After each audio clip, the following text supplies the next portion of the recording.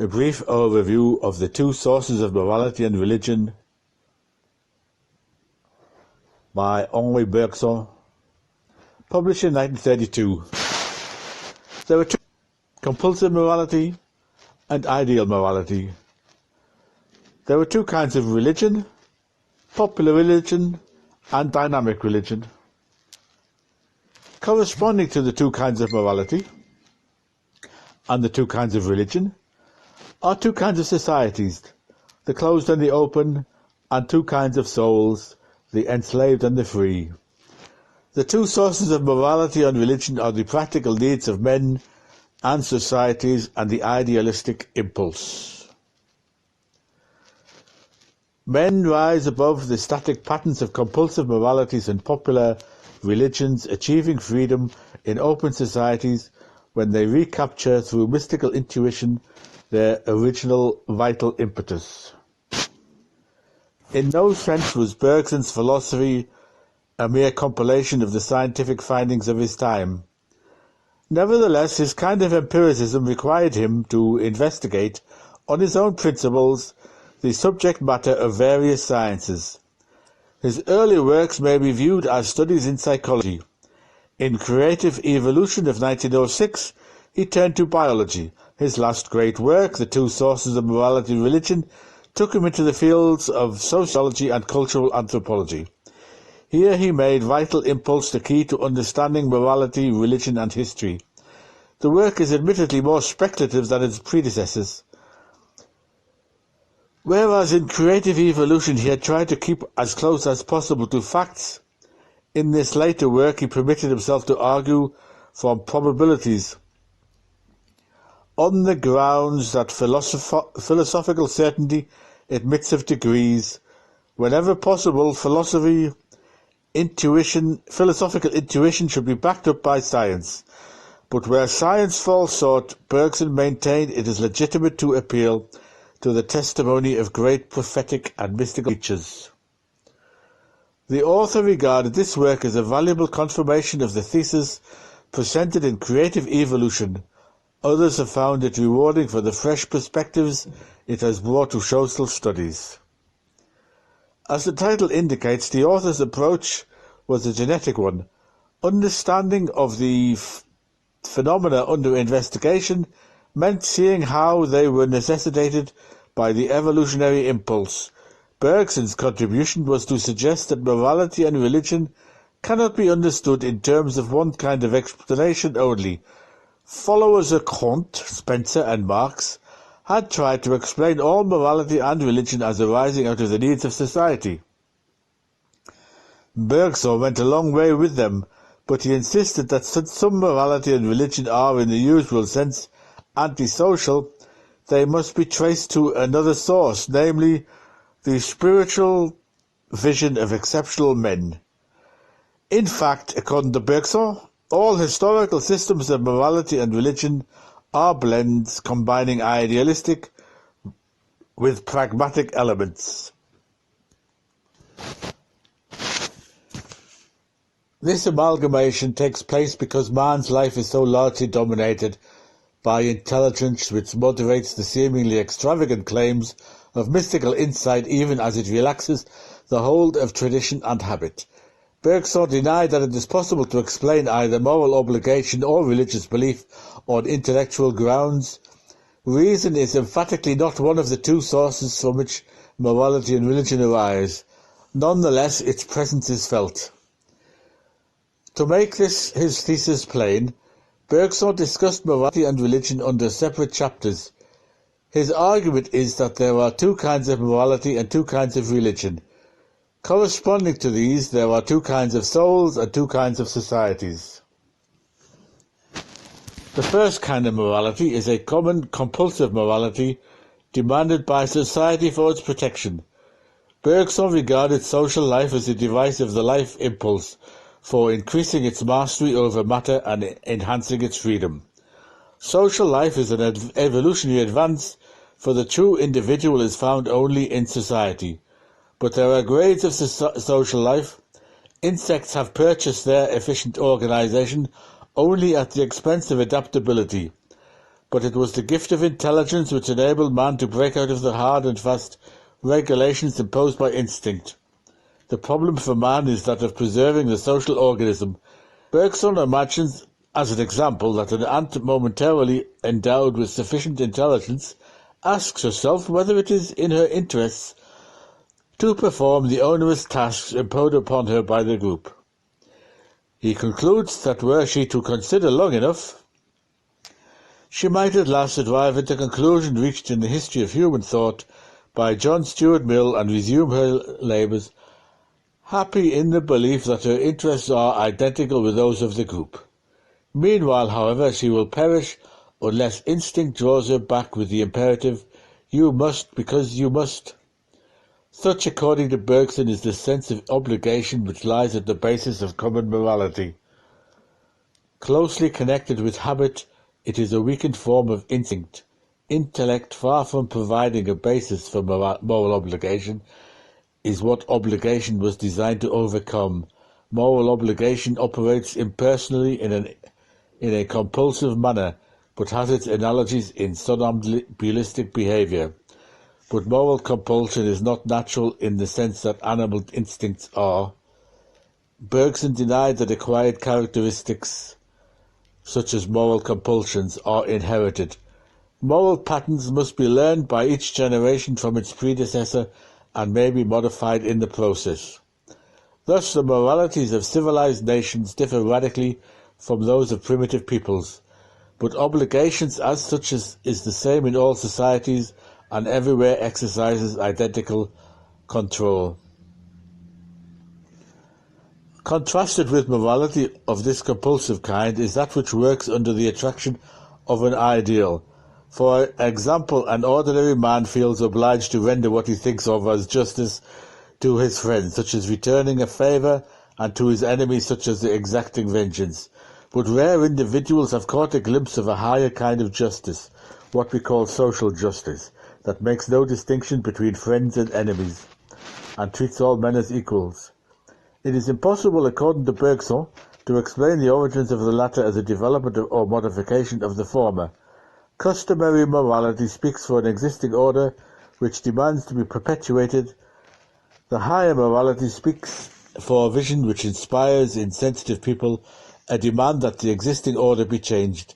It does not ordinarily require great effort either to learn or to practice common morality, but an ideal morality requires constant propaganda, even to keep it alive, and is practiced only at the expense of personal discipline and self-denial.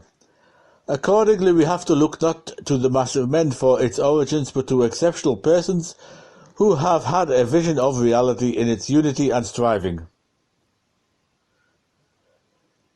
Prophets, through their preaching, and mystics, through their example, call upon mankind to enter a truer way, and their teaching, subject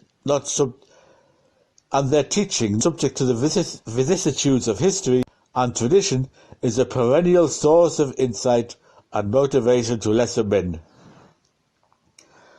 Analogous to the first kind of morality is popular religion, which Bergson calls static.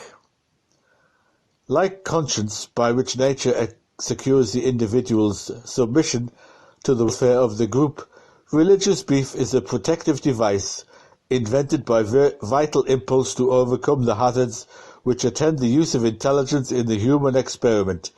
Instinctive acts are performed without thinking and without any doubt as to whether they will be effective, but intelligent acts are complex, and deliberations concerning means and ends would paralyze human activity altogether if nature did not come to the rescue and teach men to invent necessities where none exists. This is what lies at the bottom of myth. A myth is a kindly hallucination which fills up the gaps left by our understanding, permitting men to act with assurance and ease. The hunter, facing a beast at bay, needs to believe that his arrow is directed after it leaves his hand, and the farmer is comforted by the belief that there are powers which preside over the seed which he has planted in the earth. Somewhat in the same way, man needs assurance in the face of death, which has never threatened the non-reflective animal as it does man. The belief in an afterlife neutralizes doubt and fear and provides man with a sense of self-mastery. In these ways, provident nature preserves her favorite, man, making it possible for him to benefit by intelligence without being destroyed by it. In Bergson's view, myth and magic pass over into religion in the same proportion that men accustom themselves to think of environing powers in personal terms. The manner which anthropologists claim is the basis of the religious response, Bergson took to be an expression of purposive activity. In magical practices, man supposes that he employs this mysterious power himself. In religious acts, he seeks the cooperation of unseen beings who, he believes, have even greater mana at their disposal. For Bergson, religion is not primarily a matter of knowledge, nor is it based on poetic imagination. It has its origin in practical needs, and it provides a scaffolding for human activity. Opposed to this static religion, which has no cognitive worth, is the dynamic religion which is the source in mysticism. Bergson was sparing in his use of the ambiguous term mysticism. Like William James, he regarded mystical insight as a definite kind of experience which most of us never directly share. The visions of mystics bypass the constructions of myths and imagination as well as those of rational argument and yield immediate experience of reality in its character as a whole. Bergson held that the Greeks, because of their intellectualism, never attained to a full-blown mysticism. In India, it developed further, but frequently it was blighted by a speculative tendency or perverted into hypnotic trance.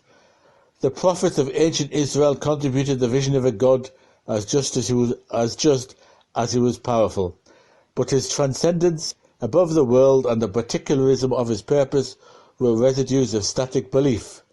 Only the Christ of the Gospels, to whom we owe the truth that God is love, was completely open to divine reality. The great mystics of the Church are the imitators and original but incomplete continuators of what the Christ of the Gospels was completely.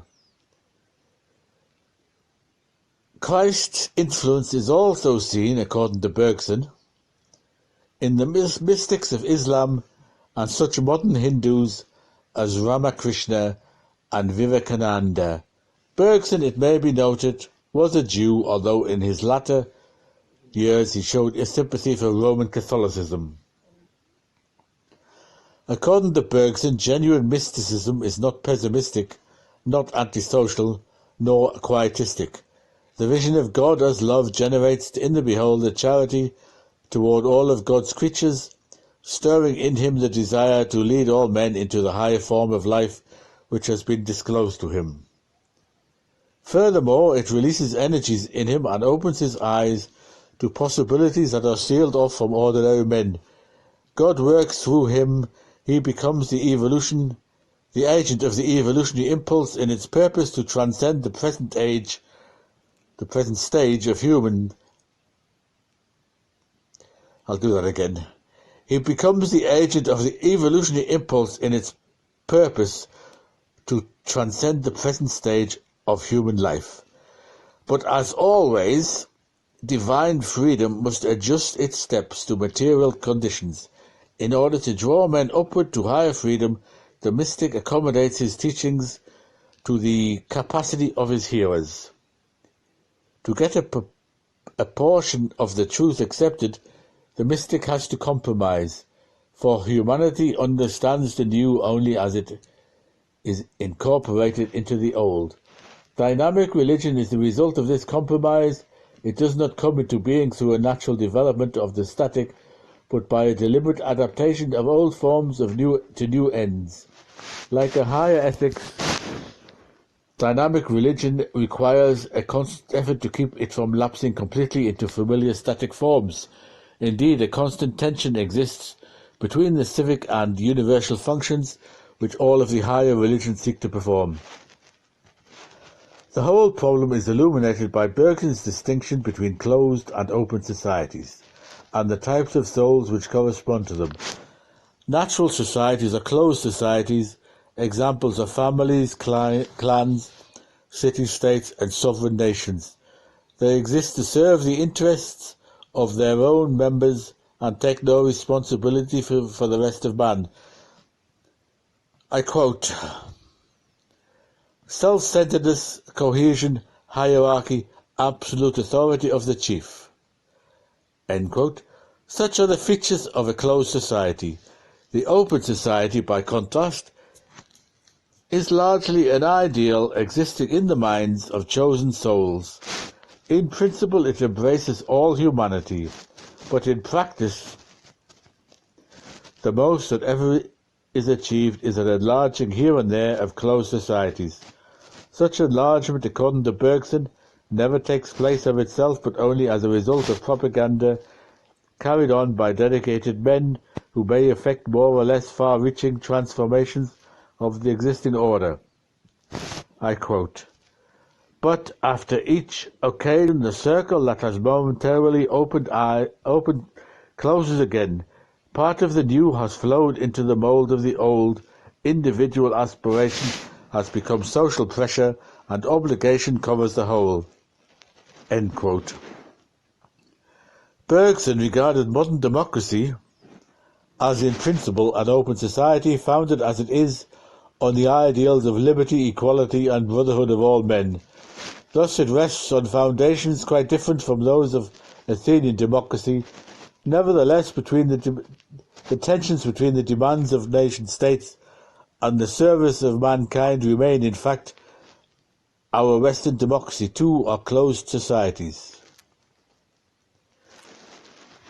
Nevertheless, I'll repeat that. Nevertheless, the tensions between the demands of nation-states and the service of mankind remain.